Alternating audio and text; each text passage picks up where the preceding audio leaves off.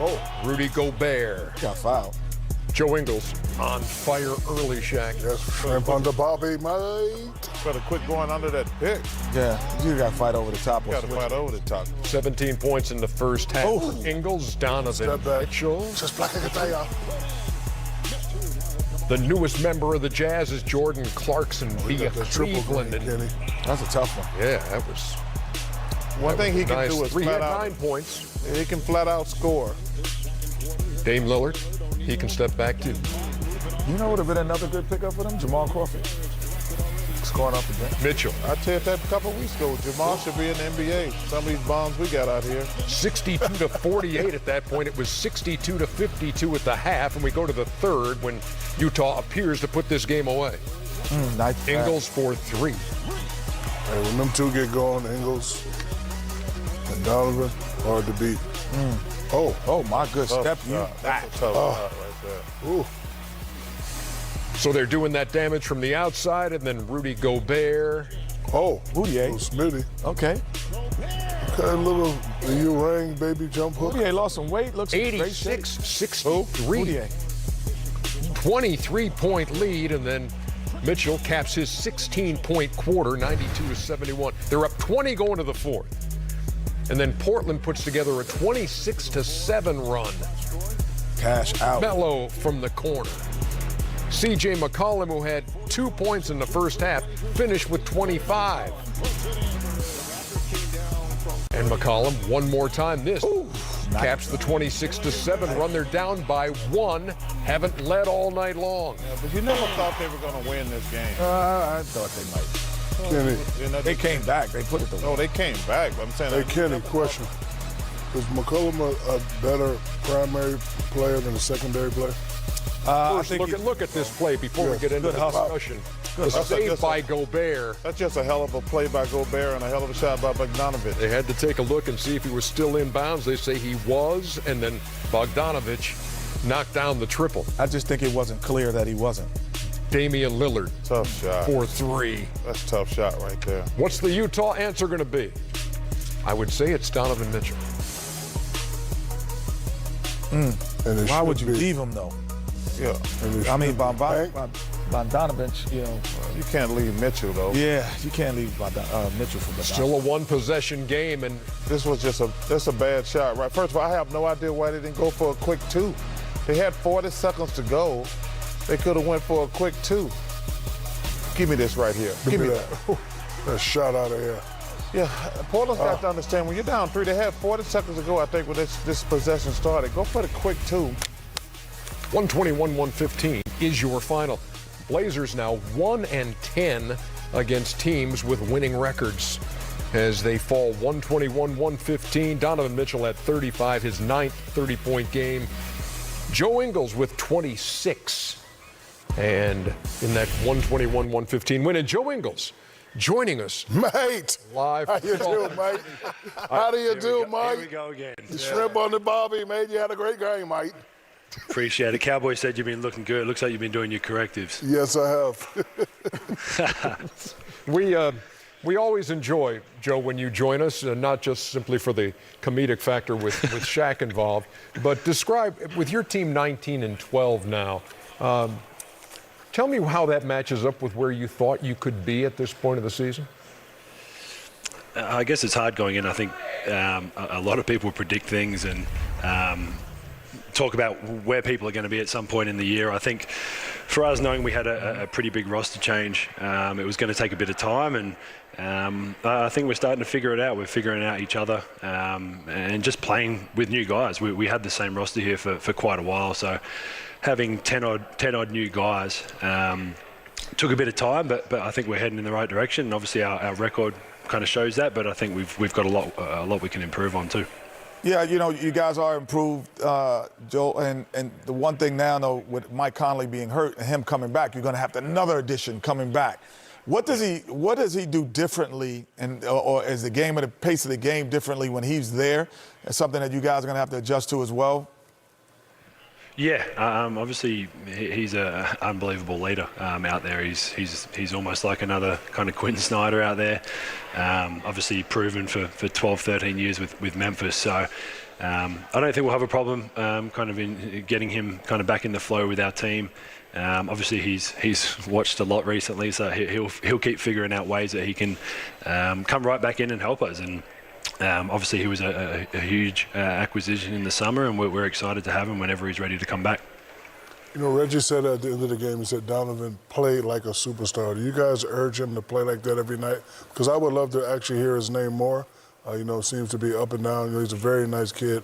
Don't want to sound disrespectful, but I would like to see him play more like he played tonight. Do you guys urge him to play like the superstar that you guys know he can become? Yeah, we do. We tell him to shoot it as much as possible. We need him to be aggressive. He plays his best when he's aggressive, getting downhill, and he's a lot better creator than I think people. I think people automatically think he's just a scorer. But the way he can create for his teammates is pretty unreal for a kid his age. So, yeah, we push him to be as aggressive as possible, and tonight was a great example of that. You know, Joe, you guys are one of the better defender teams when you got Rudy back there. Your defense is designed for him to block everything that comes his way. Do you think he gets enough credit for being the hell of a player he is? No, I think we all know Rudy. He's a two-time defensive player and very well deserved. Could have been three-time, and he should be at the end of this year. And that's how we defend. We know we've got a great guy back there that protects the rim. Has always got the guards back when we do get beat or we're pressuring. But the other end as well. I remember 5-6 years ago when I first got here. He wasn't the greatest basketball catcher of all time, and now we're throwing lobs. He's getting behind the defense. A lot of teams are kind of jacking him up on that role because he's been so effective at it. I think he broke the record last year for dunks, so it's a big part of our game, and he's a huge part on both ends of the floor. Joe, you've got the NBA record and the active record for consecutive games played. This was 335 tonight. What's the closest you've come during that stretch of not playing in a game? I think when Coach wanted to rest us at the end of last year. It's never, I mean, I would never risk an injury or hurting myself more, but I'm also lucky that I've been healthy. I kind of pride myself in playing every night and wanting to be out there every night, and if I can, I'm going to. Like I said, I'm not going to risk a long-term injury or something if I've got a little niggle, but I've felt great, and until that day comes, I'm going to keep it going. You know, Joe, you made yourself into a hell of a player. On the Australian hierarchy, where are you at compared to Shane Hill? Well, I'm not going to try and fight you, I know that much, but no, he was actually my coach my first professional year, so I know him really well. He's a really good friend, and yeah, I'll leave you to. And for the record, he would have beat Charles Butt. Hey, yeah, for sure. We should do a little celebrity match. We'd all love to see that. I know where my money's going. I understand that you do have a monitor there so you can see. I think our guys upstairs want you to see a couple of tweets. Chuck and Shaq when they're watching Joe Ingles hoop. I've got that outfit.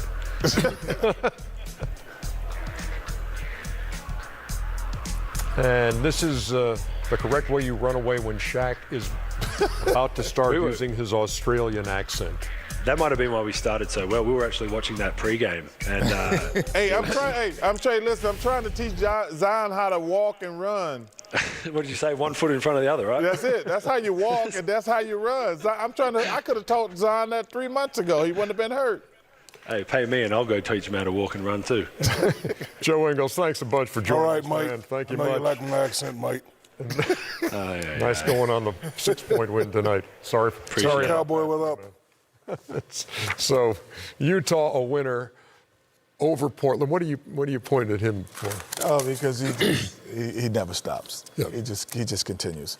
I think that overall, if you look at the Utah Jazz, it's like, the second unit, and they added Clarkson to it. I was just looking at it. Emmanuel Modig, Niang, Ed Davis, Tom Bradley.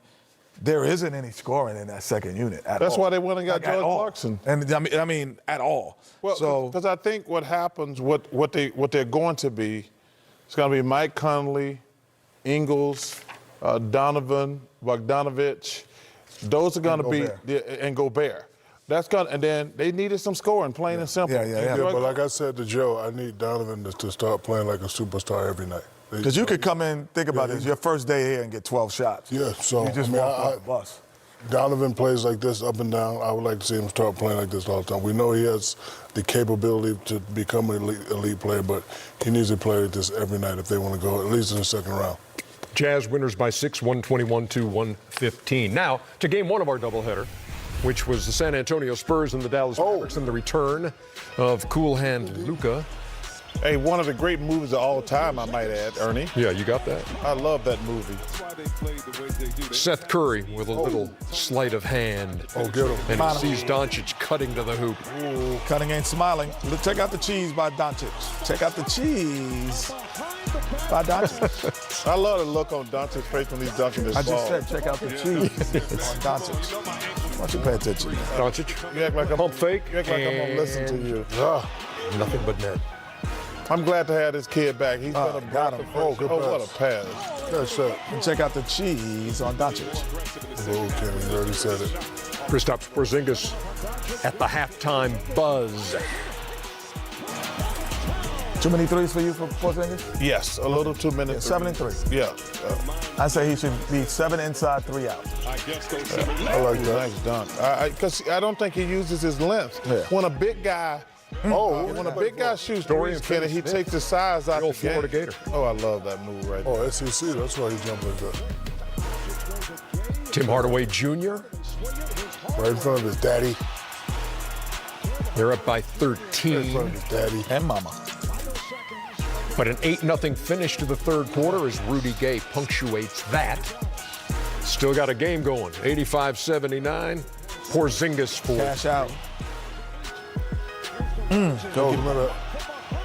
that was Finney-Smith with the block. And on the other end, Oh, one more. Cash out. knocks down the 3. San Antonio Spurs fall 102-98 to the Dallas Mavericks, who have won 9 of their last 13. They snap a 3-game home losing streak, and the Spurs 0-4 when they do not reach the 100-point mark. 102-98, the final. LaMarcus Aldridge in that game had 17. When he doesn't score 20, they are 4-13. When he does, they're 7-4. 17 not getting it done tonight in a 102-98 that's a game. stat, Ernie. Now, I don't know. 7 and 4 don't sound like it's. it's much better than. Well, you should see. Let me give you this. Let me give you this. Last 3 years, 79-30 when he scores 20, Okay, now that's a stat. Now that's a stat, Ernie. and 24-49 when he does Ernie not. comes through all the time. Now you guys had a lot to say at halftime about Kristaps Porzingis. You want to see more post-ups, correct? Yes. 7 and 3, Ernie. I think everything's 7 inside the paint or below the free throw line, 7 shots, and 3 shots outside. When he goes 7 outside at the 3-point and 3 in, I don't think he's as effective. I don't think the team is as effective. I would think, because he's not a physical guy, but I always thought the rule was when you're playing against a smaller guy, you get him in the post. When you're playing against a big physical guy, then you bring Take him out on the floor. You take him out on the floor. But see, for me, if he shoots threes, he takes his size out the game. I was doing an interview with Jackie McMullen, me and Shaq, where we're talking about all the big guys shooting threes. I don't understand why you would take your size out the game when Anthony Davis, Karl Anthony Towns, Boogie Cousins, Embiid, when they shoot threes, that takes their size out the game. They want you to shoot threes. And listen, let's be realistic. These big guys ain't shooting 45. Steph Curry, Seth Curry, KD, they're not shooting 45%. They're all shooting 30%. The comments you guys made at halftime were relayed to Rick Carlisle after the game. And this was his response. Let's get off of all this stuff about, KP needs to go to post. He doesn't. I'm okay with him going in there once in a while. But we don't post anybody. It's nothing personal against him. And look, he's used to doing it because they ran the triangle for 2 or 3 years when he was there. Who's running the triangle now? Has anybody seen anybody run the triangle offense? The triple post? If you do, raise your hand, because I want to see who you are. All right? Because I haven't seen it. That offense is extinct. And look, it went extinct when Phil Jackson retired. He's the only guy that ever had any and he's successful at it. He's a genius and a master of it. But look, we got to get off of this thing. We gotta treat KP with some respect and respect him for what he is. He's a historically great player, and quit criticizing him because he's 7'3". That's what everybody's doing. I don't care who it is. I don't care if it's people on TV or anything else. Also, there was more to this. He says the post-up just isn't a good play anymore. It just isn't a good play. It's not a good play for a 7'3" guy. It's a low-value situation. Our numbers are very substantial that when he spaces beyond the three-point line, we're a historically good offensive team. That in part. I mean, historically, Rick Carlisle's won an NBA championship. No one's doubting what he guesses and does. But I by no means was saying you should run the triangle offense. That was never said. Yeah. That was never even what's brought up. But the key is that there is a balance between inside and outside play. And what for a 7'3" guy. Yeah, the fact that the 7'3", particularly, he's going to be taking better shots because of his size. So even when he's 8 feet into the basket, he doesn't have the same defensive tenacity around him that someone who was 6 feet or 6'8" would have. So I hate when people say we criticize him. I don't care what nobody say. We know what we're talking about. The closer you are to the basket, the higher your percentage is. Chuck said it. Ain't no big guy shooting 45, 50%. When you're a big guy used to shoot jumpers, you're taking yourself out the game. When you got a guy small on you, you're supposed to post. But they don't have a 24-5 record. So it's not like they're having like this huge. What number are they in the West? They're 20-10. 20-10, but in the West. It's all about and they've got the number one offensive rating. Yeah, but you don't even have home court advantage in the West. So it's not like, you know what I mean? So I'm not saying it's not something with criticism. You don't have home court advantage. And I understand, first of all, Rick is wrong. He's not a historically great player. He's got great potential, but he's not no historically great player. Let's get that out the way. We all like Porzingis, but to say he's a historically great player, he's just wrong. We like Porzingis, but especially, I don't understand. Think about this. When Doncic goes out the game, I can understand him wanting him on the perimeter when Doncic is out there, but when Doncic goes out the game, why wouldn't you run some post-ups for him? And Rick says that's extinct. Anybody who does not want Joel Embiid playing on the post more than shooting threes don't know anything. I don't care if he won a championship or not. Anybody who thinks, and Joel Embiid's a hell of a player, but to say, or Giannis. Or Giannis, to say, hey, we want those guys out there just shooting threes because Phil Jackson, like, first of all, that's stupid asinine. Phil Jackson is arguably the greatest basketball coach ever. But to have a 7'3" guy just stand on the floor, especially, like I say, no, check, let me make this one point. When Doncic goes out the game, why not run some post-ups for him? But like I say, I'll use my number one thing. The notion that you would only play Joel Embiid not in the post, that's just stupid, plain and simple. But I can understand where Rick is coming from. He won the championship with a 7-footer, not posting up. And you're right, nobody on this team really posts up. So you telling me this guy has the potential to be the next Dirk?